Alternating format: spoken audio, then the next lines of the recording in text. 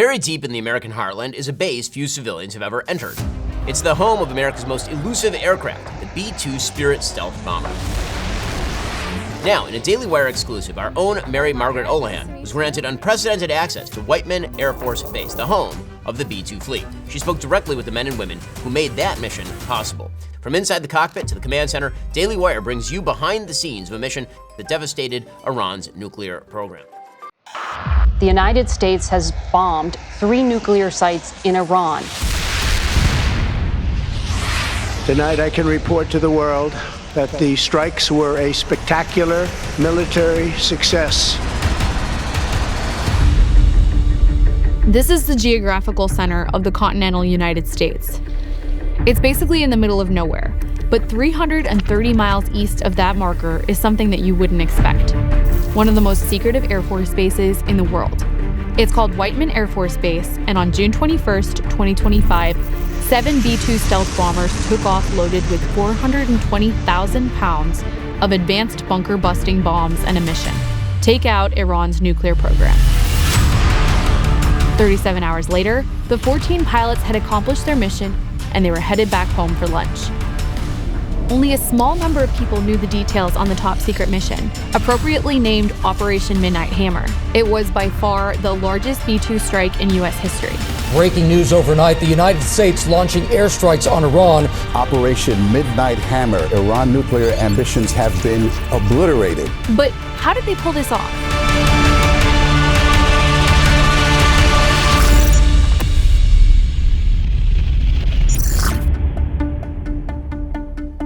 Those planes didn't take off from an aircraft carrier or in the Middle East or Europe. This is us 70 miles east of Kansas City. Oh my gosh, guys, I need more coffee. Outside a small Missouri town called Knob Noster. We got a special invitation to come to the base and learn more about that. So that's where we're going right now. We came here because it's the home of America's extremely elite and extremely classified B-2 bomber program, Whiteman Air Force Base. This is Whiteman Air Force Base. We can't actually go inside. We have to go to the golf course down the way to meet the master sergeant and head into the base from there. Whiteman Air Force Base is basically a self-contained city, a fortress in the middle of nowhere. We're talking housing for thousands, schools for kids, even a bowling alley.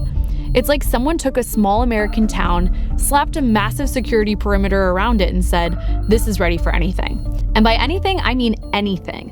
Whiteman's got its own power grid, its own water supply. If the world outside goes dark, grid failure, apocalypse, nuclear war, you name it, this place keeps humming along like nothing's happened. It's a prepper's fever dream, but, run by the US Air Force. Now here's the thing. I would love to show you what it looks like inside. The barracks, the hangars, the bowling alley. Trust me, I was curious too. But Whiteman, they're not messing around with security. In fact, as soon as we arrived, they confiscated our phones, our computers, our AirPods, anything with a signal. So you're just gonna have to take my word for it. This place is built to survive. Whiteman is the only home of the B-2 stealth bomber. Only 21 of these planes were ever made. 1 crashed and 1 was damaged. The remaining 19 live at Whiteman. The plane has been shrouded in secrecy since it was first conceived at the height of the Cold War in 1979. Back then, the military had planes that had long ranges, planes that were stealth, and planes that could drop big bombs. But it didn't have a plane that could do all 3. So in 1979, Pentagon officials decided to greenlight a new program. 10 years later, in 1989, the B-2 Spirit took its first flight. So we're actually on the tarmac right now at the hangars. You can see the B-2s behind me. They're being kind of coy about a lot of the stuff here because it's so secretive. For example, we asked them on the bus, are there nukes here on this base? And the guy that was with us just didn't answer. And then we repeated the question. He was like, I can't say it's classified. So a lot of secrets around here. You guys can't cross this red line. I can go in. You guys can't, unfortunately, because a lot of the aspects of this B-2 bomber are secret. You're not supposed to be able to see the belly of it, the top of it, the bottom of it, or else China, Iran, all these different countries will have the ability to know those things about this B-2 bomber, but we can tell you all about it later. You got to see this. Take a look at this. Anytime, anywhere. That's a warning to our enemies, a very ominous warning. That warning rang true on June 21st, when 7 B-2s took off from Whiteman for Iran. Colonel Jared Kenish is a B-2 pilot who is closely involved in this mission. Hi, Mary Margaret Olohan, nice to meet you. Jared Kenish, nice to meet you. What's unique about the B-2 is the fact that really the only aircraft in the world that provides stealth, payload, and precision anywhere in the world. Anytime, anywhere. We were laughing at this earlier because it's like, it's pretty cool. It's pretty intimidating. Is that the point? We can be anywhere in the world, strike precision weapons within minutes, at the time and place of our choosing. In June, the time was 2:10 a.m., and the place was 3 nuclear facilities in central Iran. Here's how the mission went down. At 12:01 a.m. Eastern Time on June 21st, B-2 bombers launched from Whiteman. Some of them flew west over the Pacific. It was part of a deception mission. And the main strike force, comprised of 7 bombers, flew east. The journey was over 7,000 miles long, which required mid-air refueling. The B-2's iconic flying wing design isn't just for dodging radar. Those wings are giant fuel tanks capable of holding tens of thousands of gallons of jet fuel. We're talking roughly 160,000 pounds of fuel, enough to keep it airborne for over 6,000 miles without stopping for a refill. But since this mission was longer than that, and since each was loaded with 2 30,000-pound bombs, they did need refuels, 6 of them, to be precise. It's very easy to fly. Probably the most difficult part is air refueling. Okay. And that's a big part of our range. How does that work? So you're up in the air, and another plane flies up to you and refuels you up while you're up there? Yeah, typically a KC-135 or a KC-46, and then it'll have a probe on the end of it. And the receptacle is behind the cockpit, so it makes it a little more difficult to air refuel, and the way the flight controls work on the B-2 make it a little harder than other airplanes. Is it easy for things to go wrong when you're refueling up there? It's always easy for things to go wrong. But, we train to that. That's what we do. Over and over repetitions, simulators, training hours, and everything else. So. Off camera, we were told that during Operation Midnight Hammer, each B-2 was burning about 100 pounds of jet fuel, or just under 15 gallons of jet fuel, every 10 seconds. To put that in the context of the 5-gallon gas cans that you use for your lawnmower, every 10 seconds, a single B-2 loaded with the bunker-busting bombs burned through 3 gas cans. Now, these planes were in the air for 37 hours, or 133,200 seconds, which means on this mission, each of the B-2s burned about 200,000 gallons. And with 7 planes, that's about 1.4 million gallons. That's enough gas for a Toyota Camry to go 54.6 million miles, or 2,193 trips around the world. As you can imagine, with 6 air refuelings, there was a lot of tankers. Right. Some other support aircraft. I want to help people understand what it's like to be up in there. Is it hot? What do you have food? How do you eat? How does all of that work? So it's climate controlled, so you can control the temperature. As far as food and eating, when we go on long missions, flight medicine will kind of scope out what would be good times to take a nap, when you should eat, what types of food, carbohydrates or protein, depending on what you want to do. Okay, I have to ask a question everyone wonders. How do you go to the bathroom up there? So there is a chemical toilet up there. Okay. On long missions, we try not to use it that much. We'll use piddle packs and put that in a garbage bag. It's gotta do what you gotta do. Really high tech. This is one of the most expensive aircrafts in the world, costing about $2 billion. Colonel Kenish let us go into the aircraft, but unfortunately, the cameras couldn't come. It's too top secret. We'll get to more of this in a moment. First, the system isn't broken. Very often it's rigged because, a lot of people get rich when you are in debt. And that's not an accident. That's the plan. PDS Debt has helped hundreds of thousands of people flip the script on credit cards, personal loans, medical bills. They know how to beat these companies at their own game. Your money, your future. It's time to take it back with PDS Debt.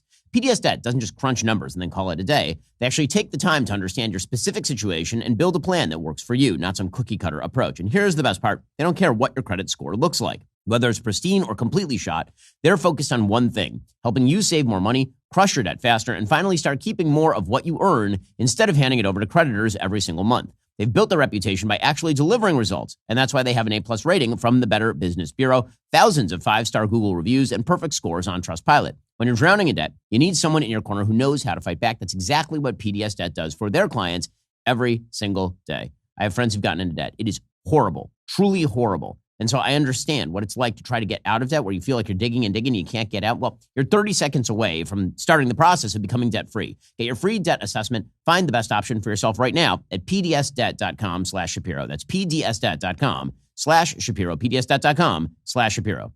That was so cool. Literally got to look around, sit in the seat, where they can sleep if they need to. I even got to see the buttons that they press where they can manually release the bombs, the buttons for the nukes, which is pretty freaking cool. B-2s travel at approximately the same speeds as commercial jetliners.